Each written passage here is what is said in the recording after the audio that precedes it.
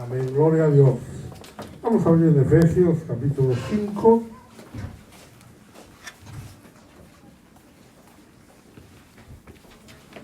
Efesios capítulo 5.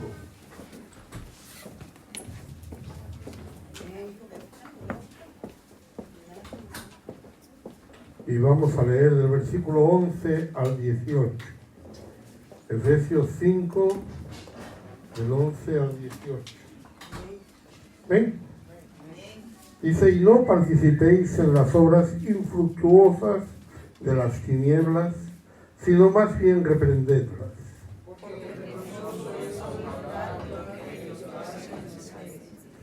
Mas todas las cosas, cuando son puestas en evidencia por la luz, son hechas manifiestas, porque la luz es lo que manifiesta todo. Por lo cual dice, despiértate tú que duermes, levántate de los muertos, y te alumbrará Cristo. Mirad pues con diligencia cómo andéis, no como necios, sino como sabios. Aprovechando bien el tiempo, porque los días son malos. Por tanto, no seáis insensatos, sino entendidos de cuál sea la voluntad del Señor.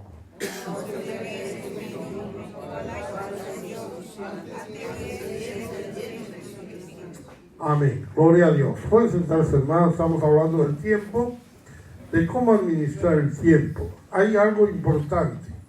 Nos damos cuenta que nosotros tenemos todos el mismo tiempo, pero a algunos les cuente más que a otros. Y eso es porque no lo administramos bien. Cuando decimos no tengo tiempo, hemos de pensar que en realidad todos tenemos el mismo tiempo. ¿Por qué yo no tengo tiempo de hacer cosas que otros sí pueden hacer? Y eso es importante porque cuando ordenamos nuestro tiempo de forma efectiva, basando en prioridades reales, vamos a ver que nuestro tiempo puede cundir mucho. Perdemos mucho tiempo y comentábamos que cada vez que nosotros recibimos un mensaje, nosotros perdemos los 30 segundos en leerlo. Cada vez que ese mensaje llega uno tras otro, no nos damos cuenta de cómo pasa el tiempo. Perdemos muchísimo tiempo en cosas que no tienen ningún fruto. Y no es culpa nuestra quizá, porque quizá yo le diría, también es que la gente nos está mandando mensajes constantemente, por cualquier cosa. Entonces también a veces hemos de pensar que no todo el mundo tiene el tiempo libre que nosotros tenemos.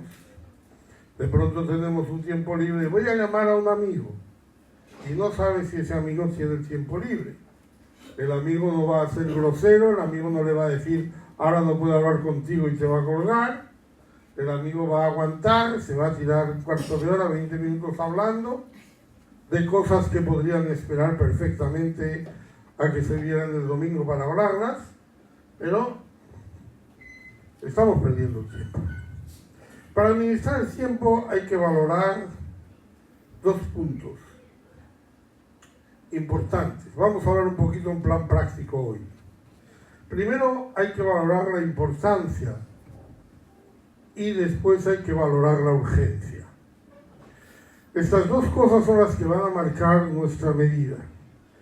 Las cosas pueden ser muy importantes, que deben ser hechas sin ninguna excusa. Pueden ser importantes, que deben ser hechas.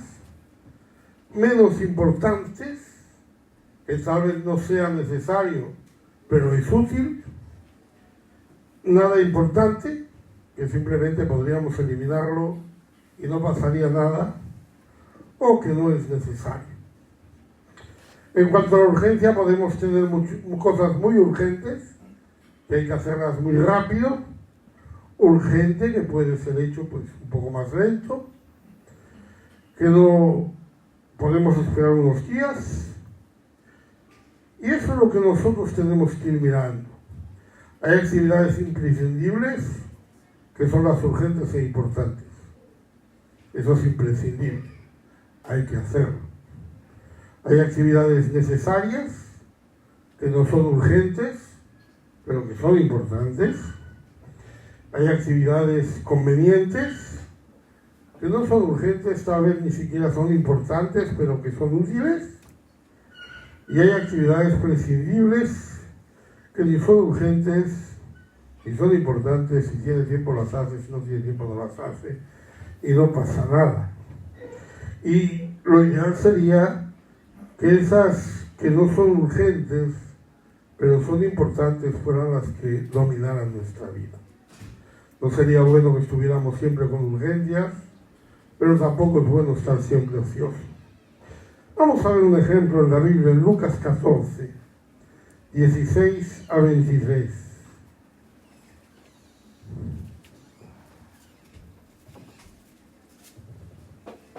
Entonces Jesús les dijo: un hombre hizo una gran cena y convidó a muchos. Y a la hora de la cena envió a su siervo a decir a los convidados: venid, que ya todo está preparado. Y todos a una comenzaron a excusarse. El primero dijo: he comprado una hacienda y necesito ir a verla. Te ruego que me excuses. Otro dijo: he comprado 5 yuntas de bueyes y voy a probarlos. Te ruego que me excuses. Y otro dijo: acabo de casarme y por tanto no puedo ir. Vuelto el siervo hizo saber estas cosas a su señor. Entonces, enojado, el padre de la familia dijo a su siervo: ve pronto por las plazas y las calles de la ciudad y trae acá a los pobres, los mancos, los cojos y los ciegos. Y dijo el siervo: Señor, se ha hecho como mandaste y aún hay lugares. Dijo el Señor al siervo: ve por los caminos y por los vallados y fuérzalos a entrar para que se llene mi casa. Amén. Las invitaciones a la boda en Israel son distintas.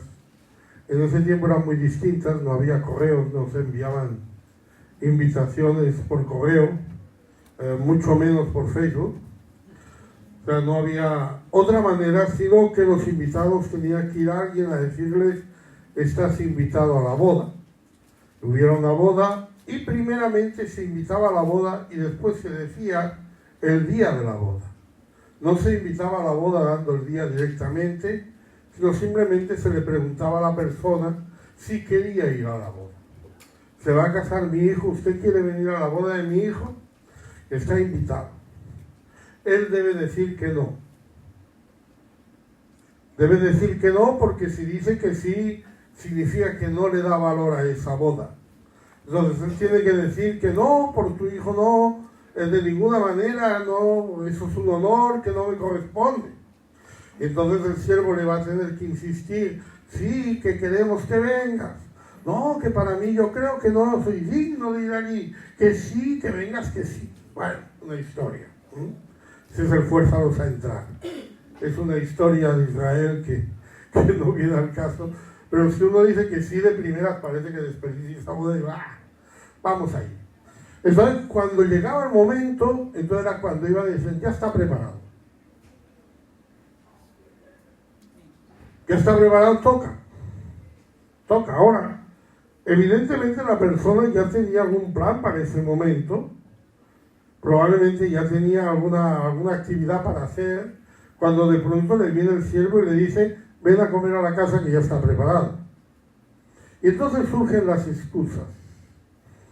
Y esas excusas son interesantes. El primero dijo: he comprado una hacienda y necesito verla, te ruego que me excuses. ¿Qué le parece esa excusa? A mí me parece prescindible, ¿no? No es urgente, no es necesario. Se supone que si ha comprado una hacienda ya la habrá visto antes de comprarla. Probablemente es verdad que habría quedado con el vendedor para verla y cuando le llegó el siervo y le dijo que tenía que ir a comer a la boda, diría: no, es que yo ya he quedado para ver una hacienda. Pero es algo prescindible. No es urgente ni necesario, porque ya habrá visto esa hacienda, ya sabe lo que está comprando. Solo tiene que avisar al otro. ¿Por qué no avisa al otro? Porque le da prioridad al otro en vez de a esa boda. Eso es lo que molesta al padre de familia, que las personas le dé prioridad a ese hecho. Tenemos otro que dice: he comprado 5 yuntas de bueyes y voy a probarlos. Te ruego que me excuses. Aquí vemos algo conveniente. Es algo necesario, pero no es urgente. Probar los bueyes no hace falta hacerlo inmediatamente. Seguirán allí en el campo después de comer. Puede ir a comer y después ir a probar los bueyes, si quiere. Pero una vez más, el primero está hablando de una hacienda que ya ha comprado en el pasado. Este está hablando de unos bueyes que quiere probar en el futuro. Pero en todo caso nos parece una excusa de algo que, aunque es conveniente, perfectamente podría haber ido a esa boda. El último dice: acabo de casarme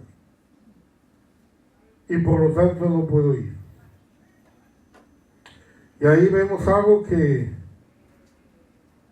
no tiene ninguna necesidad de poner semejante excusa, tiene toda la vida por delante. Si se ha casado no necesita tener ese tiempo para la esposa, porque al fin y al cabo pues ya están unidos para siempre.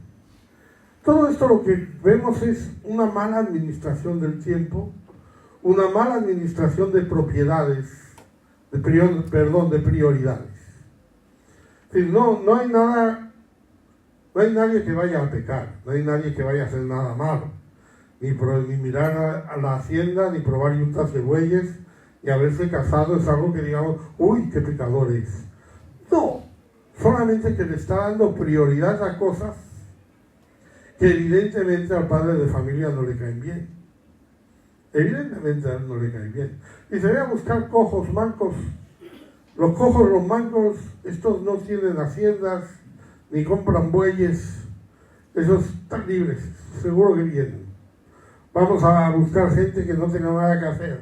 Demasiados compromisos con el mundo, demasiados compromisos con la gente, demasiadas cosas que cuando llega el momento nos impiden poder decir sí, y tenemos la excusa de que hemos quedado, de que es que nos han invitado, es que teníamos que ir, es que tenemos que probar, es que tenemos que, en fin, tanta cosa. Hay actividades imprescindibles, urgentes, importantes, que hay que hacerlas ya, ¿cierto? Pero muchas de esas emergencias son previsibles. Muchas, otras no, evidentemente. Una enfermedad, alguien cae enferma y quiere ir al hospital, no vamos a programar eso, ¿verdad? Eso es algo que se convierte en algo urgente, se convierte en algo importante, y cualquiera de nosotros, cualquier otra cosa que tuviera la dejaríamos. Cualquier cosa que tuviéramos prevista la dejaríamos.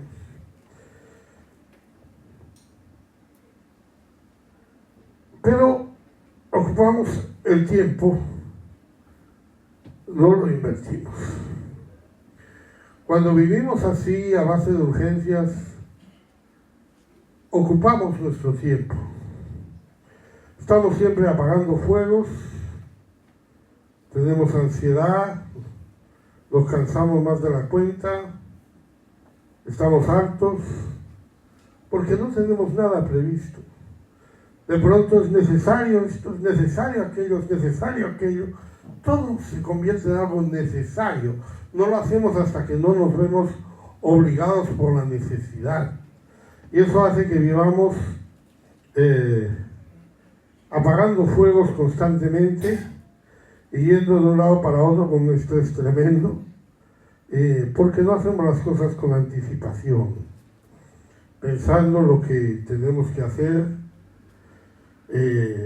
y preparando las cosas, ¿no? Procurando que las cosas no lleguen a ser urgentes nunca, porque si no vamos a dejar de hacer cosas importantes por cosas necesarias. Vamos a dejar de ir al culto para preparar un examen porque no hemos estudiado antes. Tenemos todo el año para estudiar, pero estudiamos el día antes del culto de la semana el fin de semana antes del examen y decimos no puedo ir al culto. Es urgente porque hay que examinarse. No puede decir me voy a examinar otro día, me tiene que examinar ese día. Pero podría haberlo previsto, que usted se iba a examinar para prepararse antes. En otras cosas de la vida también lo mismo, no vamos a hablar de esto. Pero muchas veces esas cosas importantes hacen que descuidemos la oración, que descuidemos nuestra vida espiritual, que nos descuidemos porque siempre tenemos algo que hacer. Y en el tiempo que llegamos, no llegamos.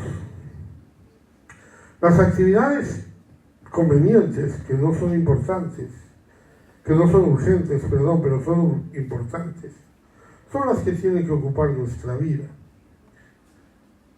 Tenemos que ver qué es lo necesario, qué es lo importante, qué es lo conveniente, qué es lo que realmente... Porque no podemos decir que sí a todo. A veces nos comprometemos porque necesitamos decir que sí. Y decimos que sí, y luego nos damos cuenta que no tenemos tiempo, y nos hemos comprometido y tenemos que sacar tiempo de otro sitio, ¿verdad? Hay veces que hay cosas que nos roban el tiempo, ya hemos hablado de esos ladrones del tiempo, ¿no? Por ejemplo, el teléfono, usted sabe, hay gente que llama por teléfono y se queda mirando si usted contesta o no. Como si uno tuviera la obligación de estar ahí al lado del teléfono esperando que el teléfono sonara. Esto para mí es nuevo. Porque cuando yo era pequeño los teléfonos no... O sea, uno llamaba cuando llamaba. Y si no había nadie, pues no había nadie, no pasaba nada, ¿no? Se volvía a llamar. Pero ahora uno llama y dice, no lo ha cogido. Como es un móvil, se supone que esté donde esté, tiene que tenerlo en la mano. Y se supone que esté donde esté, tiene que mirarlo. Porque si usted está en una reunión y suena el móvil, hay que mirarlo. Y si está algo y está hablando con alguien y suena el móvil, espera un momento que tengo que contestar, y se va a la otra habitación y deja ese colgado y va a atender a uno que está en pijama en su casa, llamándole. No es urgente. Lo que tenga que hablar lo puede hablar dentro de una hora. Incluso lo puede hablar al final del día. No es urgente. Pero nos está robando el tiempo. Invitaciones que nos roban el tiempo. Gente que quiere quedar con nosotros para perder el tiempo. Porque ellos tienen tiempo que perder, nosotros no. Todo eso tenemos que estudiarlo, tenemos que considerarlo siempre. Porque de otra manera está siempre ocupado y probablemente muchas de las cosas a las que se ocupa no sirvan de nada. Y aunque usted diga, estoy ocupado, tengo trabajo, tengo cosas, pero no llevan a ningún lado. Las actividades prescindibles, que no son urgentes ni importantes, no sirven para nada, para casi nada, pues hay que dejarlas para el tiempo libre. Si queda. Y si no queda, no se hacen. Por eso es bueno no comprometerse. Ya dije que usted puede practicar deporte sin necesidad de estar en un club.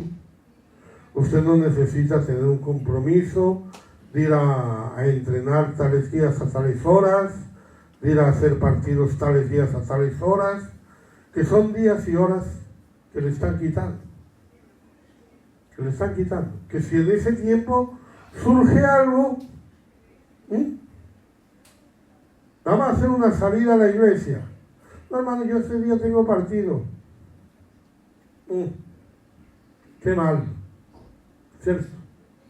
Pero como estamos comprometidos, pues ahí estamos, ¿eh? Por tanto, lo mejor es usar las actividades necesarias. No son urgentes, son importantes. Cosas que muchas veces, si no se planifican, no llegan a hacerse. Porque las cosas hay que planificarlas un poquito. Hay que ser constante en lo que se planifica también. Porque hay que ser buen mayordomo del tiempo. ¿Qué quiero decir con esto? Que el tiempo hay que invertirlo. No hay que gastarlo. En Proverbios 6, del 6 al 11,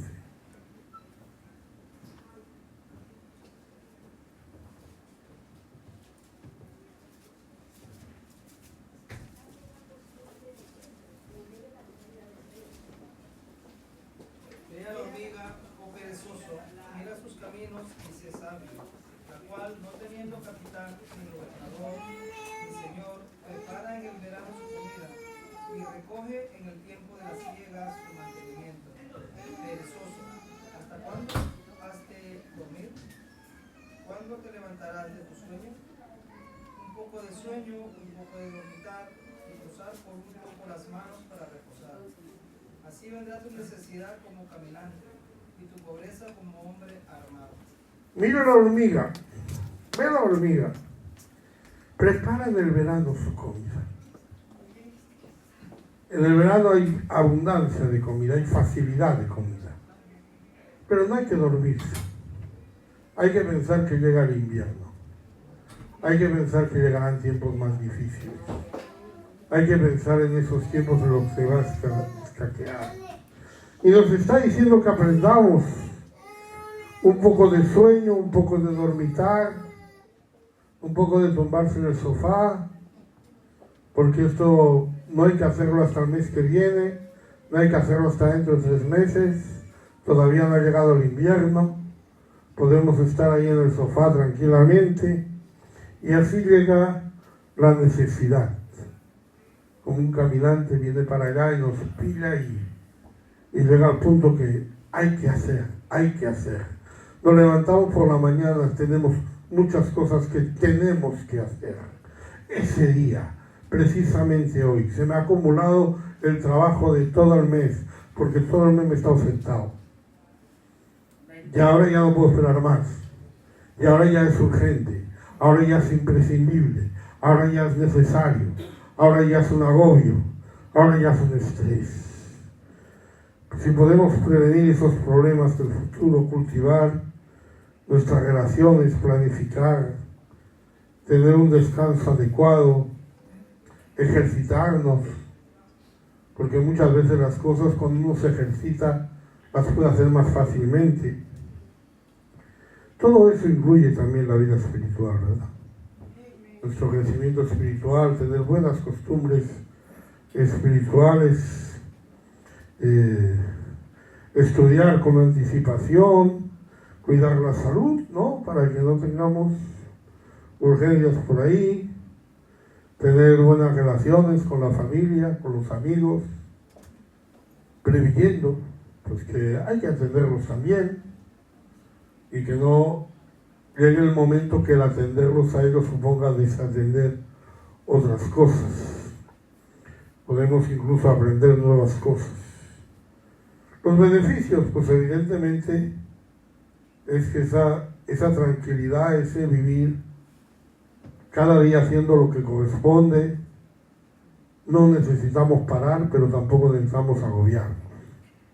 Y eso pues requiere disciplina, requiere dominio propio, pero es controlar nuestra vida. Te vuelvo a decir, controlar nuestra vida es controlar nuestro tiempo. ¿Cuál sería el procedimiento para lograrlo? Pues primero de todo hay que identificar el problema. ¿Cuál es el problema? Si usted está viviendo siempre estresado, no le da tiempo de nada, hermano, que yo no tengo tiempo de nada, con aquello, con lo otro, con lo de más allá. Identifiquemos cuál es el problema. Miremos qué es lo que queremos solucionar. Tal vez usted no está llegando temprano a los cultos, siempre llega tarde.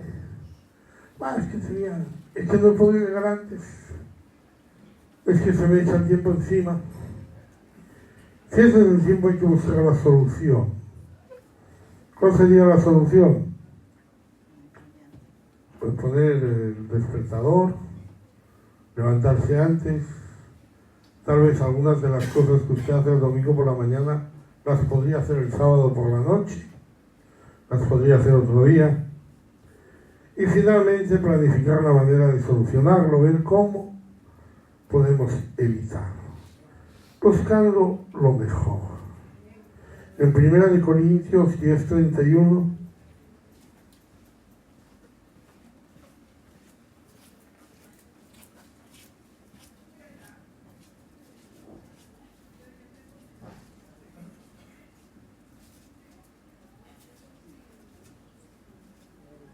Si pues coméis o bebéis o hacéis otra cosa, hacedlo todo para la gloria de Dios. Hacerlo todo para la gloria de Dios. Vamos a ver lo que es correcto. Primero de todo, ya estoy hablando de la vida espiritual, ya no estoy hablando de fregar platos. Primero de todo tenemos que tener un concepto claro de lo que somos. ¿De qué somos nosotros? Primero de Corintios 3, 16 y 17.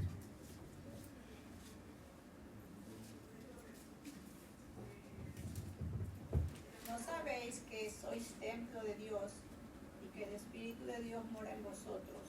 Si alguno destruye el templo de Dios, Dios le destruirá a él, porque el templo de Dios, el cual sois vosotros, santo es. Somos templo de Dios. Eso nos aplica a la humanidad entera. Nos aplica a usted. Se aplica a mí. Tomemos conciencia de ese hecho. No somos como los demás. Y no podemos comportarnos como los demás. El resto de nuestra familia lo hace de otra manera. El resto de nuestros amigos lo hace de otra manera. El resto de la humanidad lo hace de otra manera. Pero nosotros en nuestra vida y en nuestro tiempo tenemos que pensar siempre, yo soy un templo de Dios. Y quiere decir que las cosas de Dios van a tener prioridad. Siempre y sobre todo. En 1 Corintios 6, 19 y 20.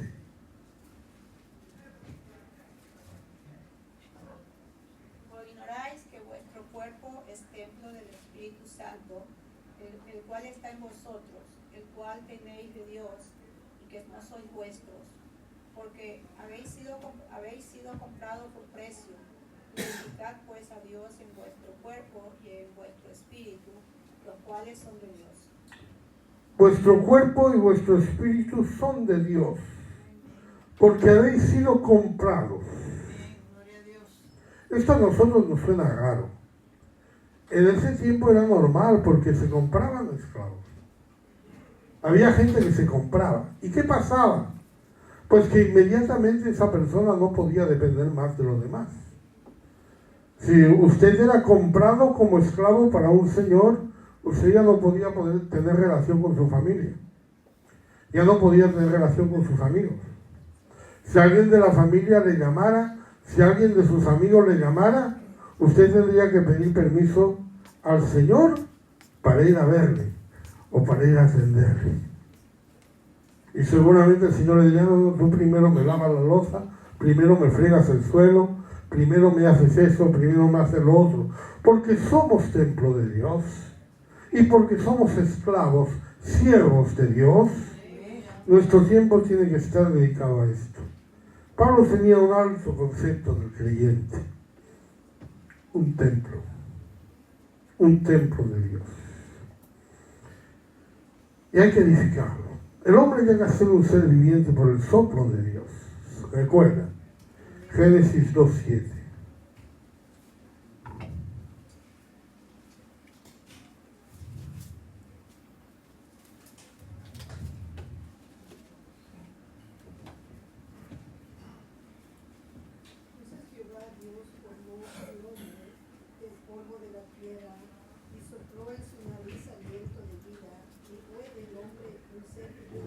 Sopló en su nariz el aliento de vida y vino a ser un ser viviente. Nuestra vida proviene de Dios. Dios es el que nos la ha dado y por lo tanto nuestra vida le pertenece a Dios.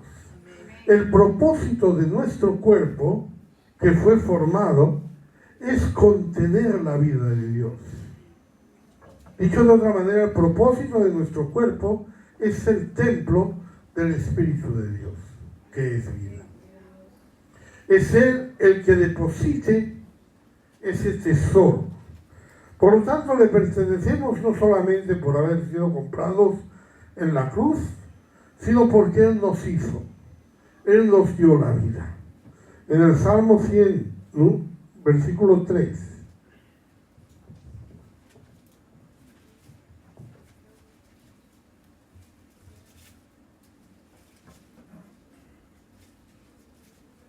Reconocer que Jehová es Dios, Él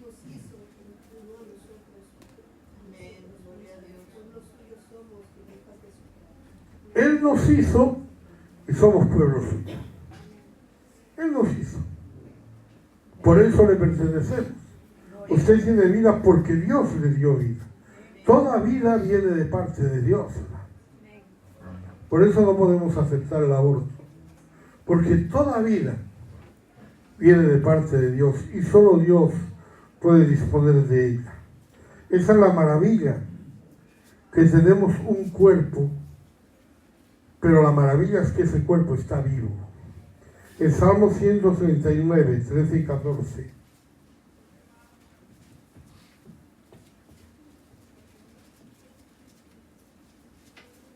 Porque tú formaste mis entrañas, tú me hiciste en el vientre de mi madre, te alabaré, porque formidables, maravillosas son tus obras, estoy maravillado, y mi alma lo sabe muy bien. Tú me hiciste en el vientre de mi madre. Dios empezó a actuar ahí, hermano. Dios fue el primero que supo de su existencia. Antes que su madre supiera que estaba embarazada, Dios ya sabía que usted existía. ¿Sabe? Porque Él ya estaba formándole. Gloria a Dios. Luego ya se enteró su madre y se enteró los vecinos, se enteró todo el mundo, ¿no? Pero ahí empezó todo, hermano. La vida empieza en Dios. La vida le pertenece a Dios. Y ahora nuestra vida, nuestro cuerpo, que fue creado, no solamente tiene vida, sino que tiene la presencia del Espíritu Santo. Somos templo de Él. Por eso si contaminamos nuestro cuerpo, nosotros vamos a ser castigados. En 1 Corintios 3, 16 y 17.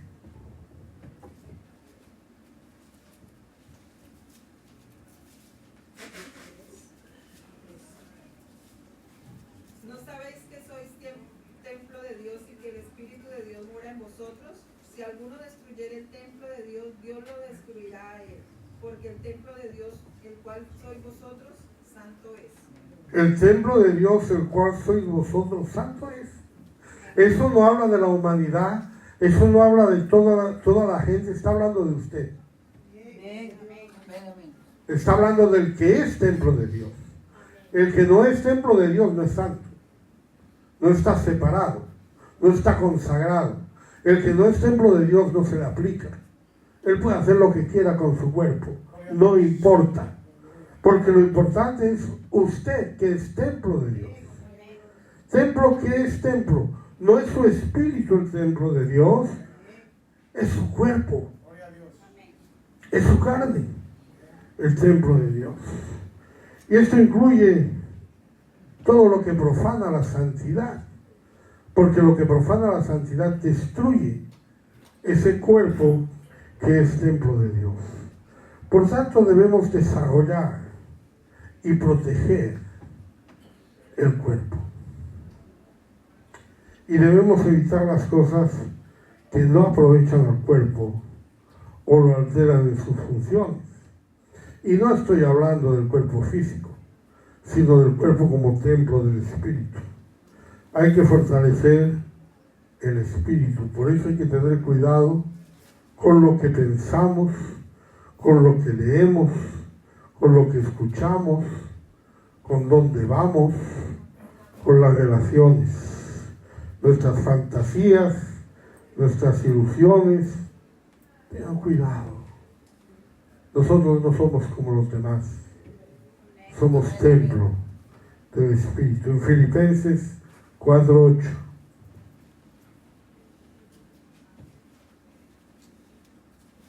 Por lo cual dice, subiendo a lo alto, Filipenses 4:8. Por lo demás, hermanos, todo lo que es verdadero, todo lo honesto, todo lo justo, todo lo puro, todo lo amable, todo lo que es de buen nombre, si hay virtud alguna, si algo digno de alabanza, en esto pensar. En esto pensar. Miren lo que está diciendo aquí en esto. Yo quiero que usted piense, ahora un momento, en qué cosas piensa. Sus proyectos, sus ilusiones, lo que usted piensa por ahí normalmente. A veces uno piensa cosas y dice, no importa, solo pienso. Pero aquí está diciendo pensar en esto. Pensar en esas cosas. Cosas que pueden edificar el espíritu, cosas que le pueden ayudar en la vida, cosas que no serán infructuosas, porque hay que discernir. Esa es la cuestión. Saber discernir lo bueno. La oración de Salomón en Primera de Reyes 3:9.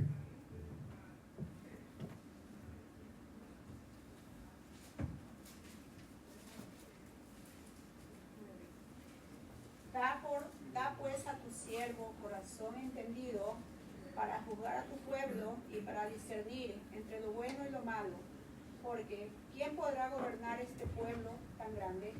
Cuando él le pide al Señor sabiduría, muchas veces uno piensa que le pidió sabiduría para conocer sobre los árboles, sobre las plantas, sobre los animales y sobre todas estas cosas. Pero realmente lo que él le está pidiendo al Señor es sabiduría para juzgar al pueblo, dice, para discernir entre lo bueno y lo malo. Ahí es donde necesitamos la sabiduría. Saber discernir entre lo bueno y lo malo. Evidentemente, cuando se nos presenta algo que es pecado, ya sabemos que es malo. Pero hay muchas situaciones en la vida que no lo sabemos. No sabemos qué versículo aplicar, no sabemos qué principio aplicar, no sabemos si eso va a ser bueno o va a ser malo, y necesitamos la sabiduría de Dios. Porque es importante que todo lo que hagamos edifique este cuerpo, que es templo del Espíritu Santo. Cuando se da instrucción a los sacerdotes, en Ezequiel 44:26,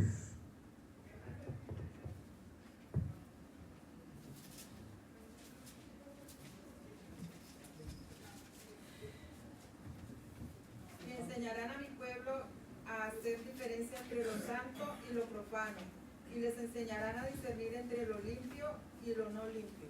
enseñarán a hacer diferencia. Qué importante es esta enseñanza, hermano. Entre lo santo y lo profano, entre lo limpio y lo no limpio. No está diciendo, cuando usted tenga algo que hacer, pregúntele al sacerdote si es limpio o no limpio. Pregúntele al sacerdote si es santo o profano. No, le dice al sacerdote, enséñale a que discierna, a que cada uno pueda ser capaz de hacer la diferencia, de que cada uno pueda ser capaz de juzgar en su vida, porque no, la decisión es suya, no va a ser de nadie más, solamente suya. Y ojalá usted sepa discernir bien lo santo de lo profano y lo limpio de lo no limpio. Para eso que necesitamos un discernimiento espiritual. Primera de Corintios 2:14.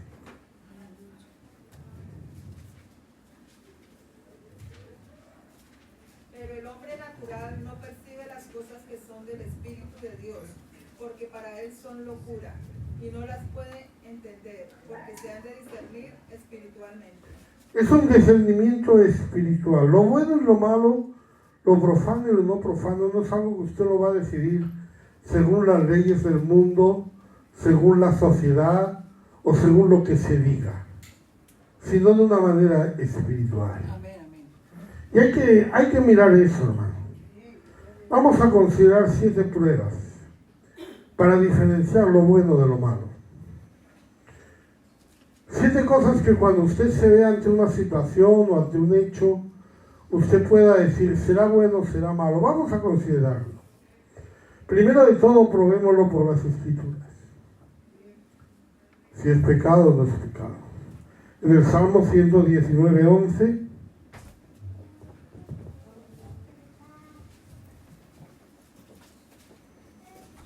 En mi corazón he guardado tus dichos para no pecar contra ti. he guardado tus dichos ¿para qué? Para no pecar. Tengamos la ley de Dios en la mente, hermano. Conozcamos lo que es pecado y lo que no. Sepamos lo que Dios condena y lo que no. En mi corazón he guardado tus dichos. Usted tiene que saber lo que dice la ley. No está bajo la ley, no se va a salvar por la ley, pero tiene que saber lo que dice la ley. Porque si no, no va a poder identificar lo que es pecado. Primera de Juan 3:4.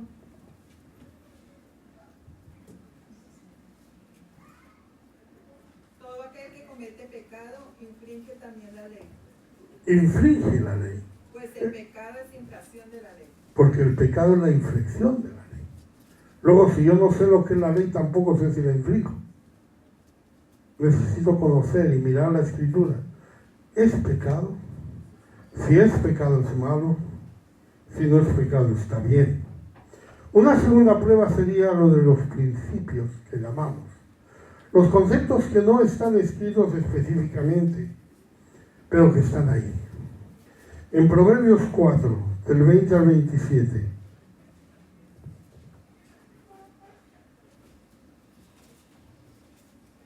Hijos míos, está atento a mis palabras, inclina tu oído a mi razón.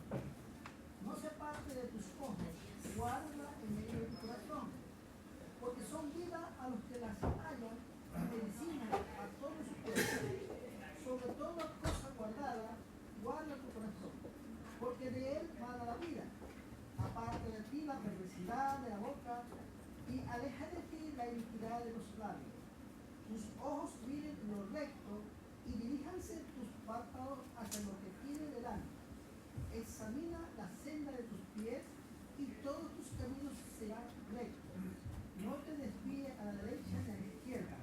Aparta tu pie del mal. El consejo es, hijo mío, está atento a mis palabras y inclina tu oído y dice, guárdalas en medio de tu corazón. Y después dice, sobre toda cosa guardada, guarda el corazón. La palabra de Dios tiene que ser más que letra. Más que letra. Tiene que ser algo que pongamos en el corazón. Cuando ponemos en el corazón esa palabra, no solamente distinguimos la letra, sino distinguimos el significado de esa letra. Distinguimos a qué se refiere esa letra. El no matarás no solo se refiere a quitar la vida a alguien, se refiere también a aborrecer a alguien.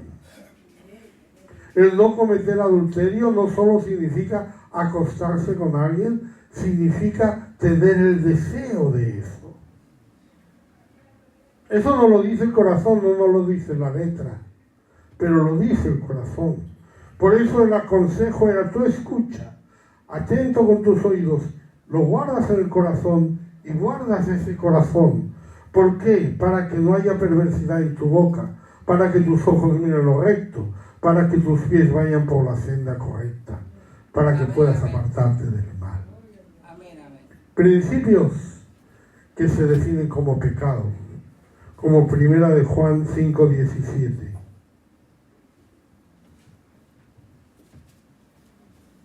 Toda injusticia es pecado, pero hay pecado no de muerte. Toda injusticia es pecado. Si lo que usted ve o lo que usted piensa es injusto, eso es pecado. Eso no es bueno. La tercera prueba sería la de la conciencia. Cuando hablamos de la conciencia, hablamos de lo que personalmente para cada uno es aceptable o no. Esto no excluye a nosotros. Es decir, si nosotros decimos lo que usted considere pecado es pecado, lo que usted no considere pecado no es pecado, eso excluye las cosas que la Biblia llama pecado, evidentemente. Pero es así. En Romanos 14, del 1 al 8.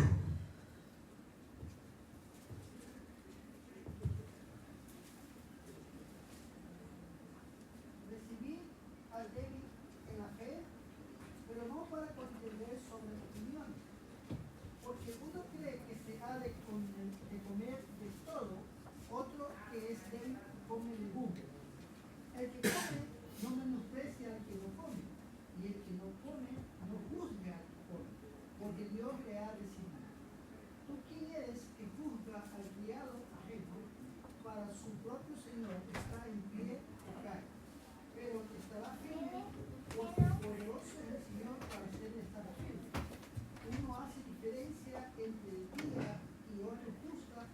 iguales todos los días. Cada uno esté plenamente convencido en su propia mente. El que hace caso del día lo hace para el Señor, y el que no hace caso del día para el Señor no lo hace. El que come para el Señor come, porque da gracia a Dios, y el que no come para el Señor no come, y da gracia a Dios. Porque ninguno de nosotros vive para sí, y ninguno muere para sí. Pues si vivimos, para el Señor vivimos, y si morimos, para el Señor morimos. Así pues, sea que vivamos o que muramos, del Señor somos. Amén. Uno de los problemas que había al principio era el tema de los sacrificados a los ídolos. Había gente que no comía carne por temor a que hubiera sido sacrificada a los ídolos y que esa comida se convirtiera en un acto de idolatría. No se trataba de un tema de salud o un tema de ser vegano, vegetariano o algo así, sino simplemente que por conciencia ellos no querían comer carne. La Biblia dice que son débiles. O sea, la Biblia no está diciendo que bueno que tengan esa conciencia tan acusada, no. Dice, uno es débil y solo come legumbres. Pero lo que está diciendo es que no debemos juzgarle, porque cada uno tiene que hacer lo que esté convencido en su propia mente. Si usted piensa que algo es pecado, para usted es pecado, no es pecado para los demás. Lo que es pecado para los demás es lo que la Biblia dice que es pecado. Pero si hay algo que usted dice, no, para mí esto es pecado. Bueno, para usted es pecado. Y usted debe hacerlo. Usted no debe hacer algo que usted piense que está mal. No debe hacer algo porque usted diga, bueno, yo creo que está mal, pero como el pastor lo permite, o si usted piensa que está mal, no lo haga. No lo haga. Porque hay otro principio importante en Romanos 14, 23. Pero el que duda sobre lo que come es condenado, porque no lo hace con fe. Y todo lo que no proviene de fe es pecado. Todo lo que no proviene de fe es pecado. O sea, yo tengo dudas, me abstengo. Porque si no viene de fe, es pecado. Si yo creo que puedo comer carne, no hay ningún problema, está bien, no es pecado en la Biblia comer carne. Yo no quiero comer carne, no como carne porque creo que puede ser sacrificada a ídolos, me da miedo que ese buey o ese toro que me voy a comer haya sido toreado en una plaza y se haya dedicado a la Virgen de la Macarena, y digo, yo no voy a comer carne de toro porque puede estar sacrificada a un ídolo, puede estar dedicada a un ídolo. Si ese es su sentido, esa es su fe, esa es su manera de verlo, no lo coma. Pero si dicen que podemos comer, comemos. No. Todo lo que no es de fe es pecado. Hay un principio ahí. No juzgamos a nadie. No debemos juzgar a nadie. Debemos ver que cada uno tiene su conciencia. Bueno, hay cosas que yo no hago, que yo no enseño. Por ejemplo, le voy a decir una que le va a sorprender, supongo. Yo nunca le he regalado flores a mi mujer. La flor es un ser vivo, no sé por qué la cortan. Si quiere regalar flores, regale macetas. ¿Ah? Las macetas también se mueren. Pero eso no es una enseñanza, ¿me entiendes? Es cosa mía. Es cosa mía, se preocupe. En lo más mínimo, ¿no? Y si usted dice, pues a partir de ahora no regalo flores, no por eso va a ser mejor persona, ya se lo digo. No tiene nada que ver. Pero cada uno tiene que saber lo que hace. Usted tiene sus cosas, usted tiene sus... Voy a decirle que, a lo mejor me lo cuenta a mí, yo le digo, usted tiene sus manías. Vale, tiene sus manías, pero tiene derecho a tenerlas. La Biblia le da derecho a tenerlas. Es más, la Biblia me prohíbe a mí que yo le juzgue a usted por sus manías. ¿Ah? Usted tiene que tener en cuenta, ¿es bueno o es malo esto? ¿Es justo o es profano? ¿Cómo lo vivo yo? Si para mí eso es profano, es profano. Si para mí eso es malo, es malo. Si para mí eso es bueno, pero la Biblia dice que es malo, es malo. Mi conciencia. Porque eso no puede pasar por encima del otro. Pero sí que es importante.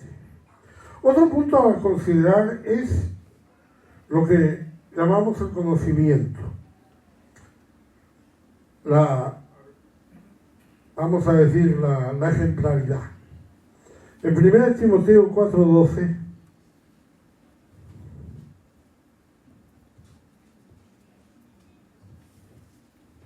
Ninguno tenga en poco tu juventud, sino sea ejemplo de los creyentes en palabra, conducta, amor, espíritu, fe y pureza. sé ejemplo de los creyentes. Sé ejemplo quiere decir que los creyentes van a mirar. Amén. ¿Usted piensa que eso que está haciendo está bien delante de los creyentes? Piensa que es algo que se podría ver y decir que está bien. Estamos en otro principio ahora, Santiago 4:17.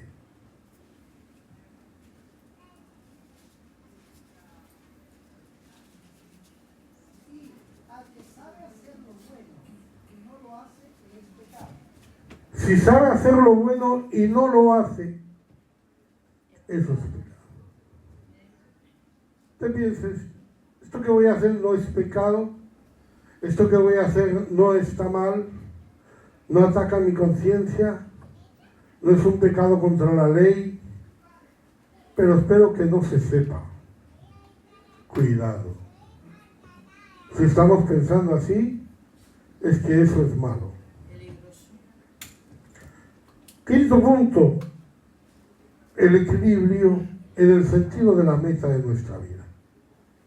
¿Qué buscamos en nuestra vida?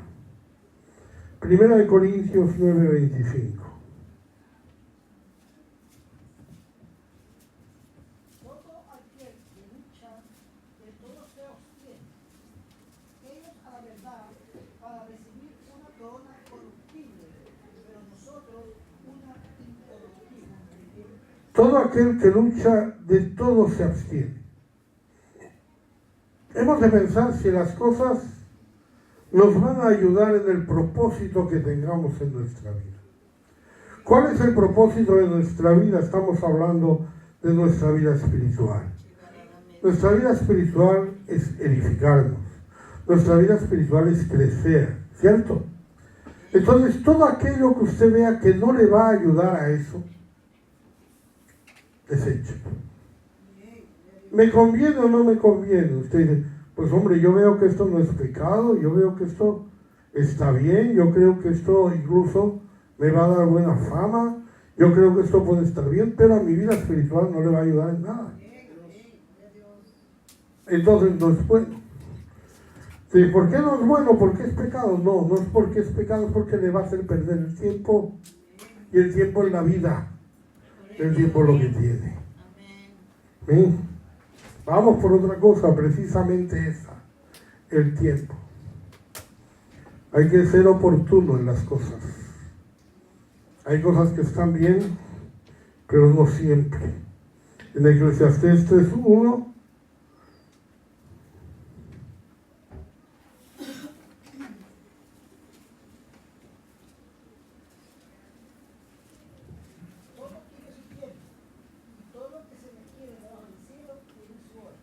todo tiene su tiempo, hermano. A veces uno desea cosas y las desea y se pone urgencia sobre esas cosas. Y desea y desea y desea y trata de hacerlo y no es el tiempo. Todavía no es tiempo. Hay que saber buscar el momento oportuno para las cosas. Porque cuando las hacemos fuera de tiempo, o van a salir mal, o nos van a llevar más tiempo del necesario. Y estamos considerando en este tiempo eso, que el tiempo es nuestra vida. Hay que aprovecharlo. Hay que procurar que lo que hagamos sea certero, sea preciso, sea a su tiempo y tenga el resultado que queremos obtener. Y no ningún otro. Por último, vamos a hablar de la honra para Dios. Primera de Corintios 10, 31 a 33.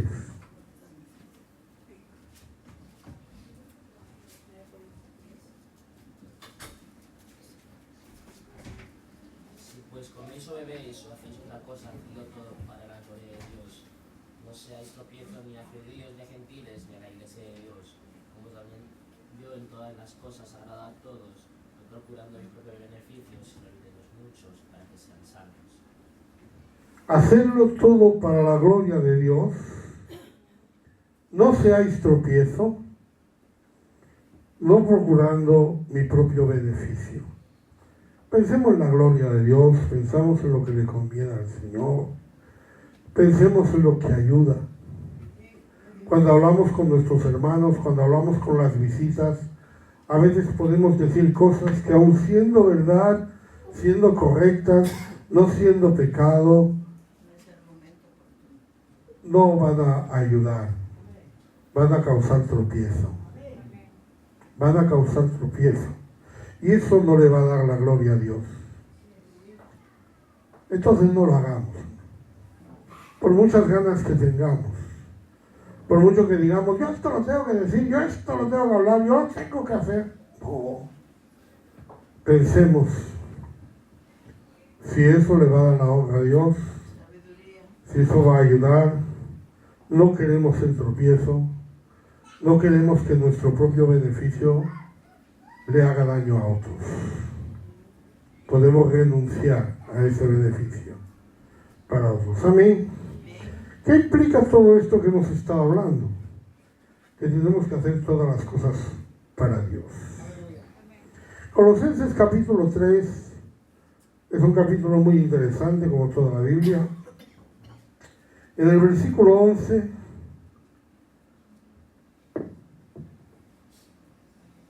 donde no hay griego ni judío, Colosenses 3, 11. donde no hay griego ni judío, ¿Es este 11? Entonces me equivoco yo. Al principio del párrafo, cuando dice haced morir. El 5. El haced 5. morir, pues, lo terrenal en vosotros, fornicación, impureza, pasiones desordenadas, malos deseos y avaricia, que es idolatría. Haced morir. Fíjense que dos frases, que dos palabras. Aleluya. Haced, o sea, es un trabajo nuestro. No es Señor, quítame, no, haced. No en el otro. ¿Ah? Le pido a Dios que el Señor me... No, el Señor no, haced. ¿Qué hay que hacer? Hay que hacer morir. ¿Cómo mueren las cosas?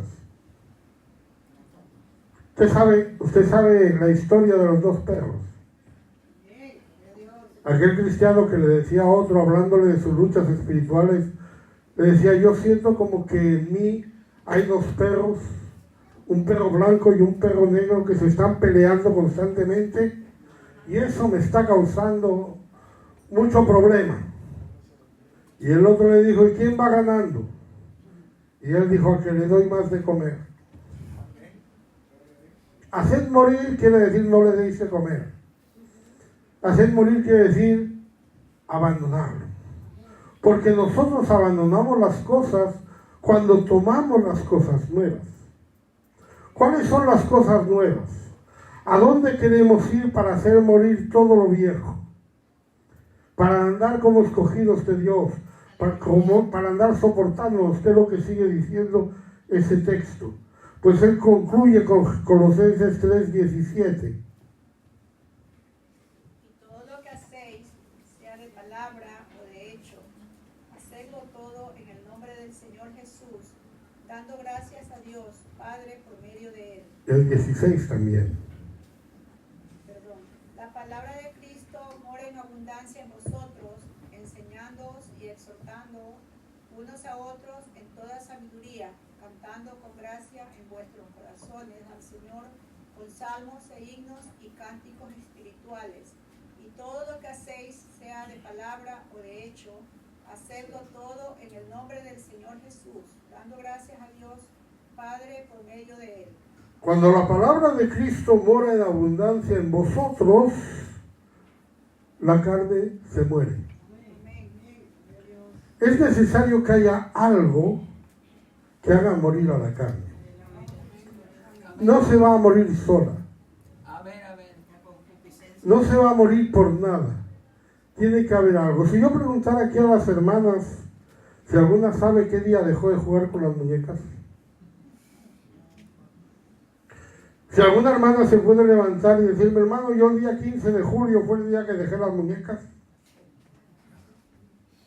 ¿Cierto que no? ¿Qué pasó? Pasó que hubieran otras cosas.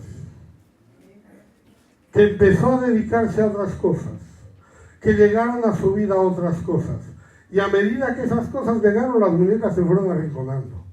Incluso aquella muñeca preferida de la que no se podía separar. ¿Por qué? Porque para que las muñecas se vayan, tiene que entrar algo. Para que la carne se vaya, tiene que entrar algo en el espíritu.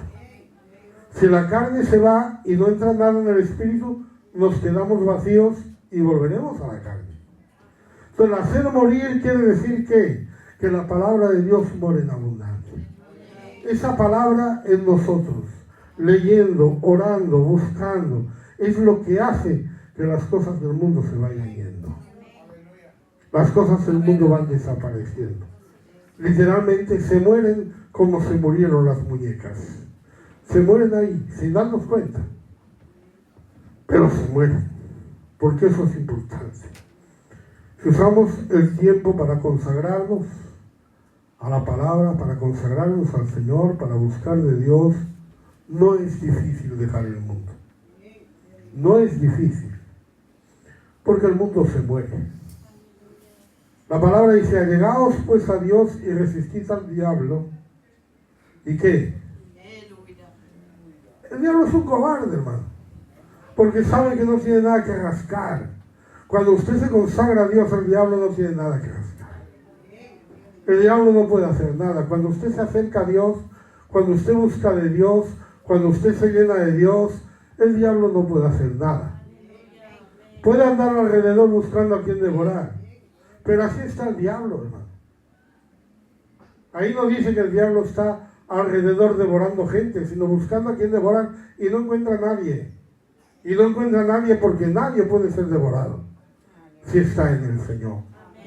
Si está con el Señor. Que usemos el tiempo para fortalecer el espíritu. Usemos el tiempo para consagrarnos al Señor. Usemos el tiempo para las cosas de Dios. Y de esa manera nuestro tiempo estará bien aprovechado. Aleluya. Salmo 90, 12.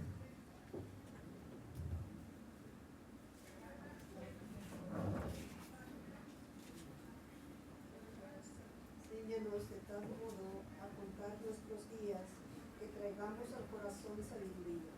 Amén. Enséñanos de tal modo a contar nuestros días. Yo quisiera que después de esta lección usted viera el tiempo de otra manera. Viera que el tiempo es en realidad su vida. Usted verá si quiere aprovecharlo, desaprovecharlo, si quiere usarlo para lo que realmente vale la pena o no. Pero sepa que no va a tener más tiempo del que tiene, que no va a disponer de más vida de la que tiene, y que cuando usted se muera habrá consumido toda su vida. No habrá podido dejar nada para mañana, ni habrá podido dejar nada en herencia, ni nada se quedará aquí. Todo lo que usted pierda, el tiempo que ha perdido ya está perdido. El tiempo que vaya a perder se perderá, y eso es prejuicio para usted, no para otro. Amén. Pues vamos a cantarle al Señor. Aleluya.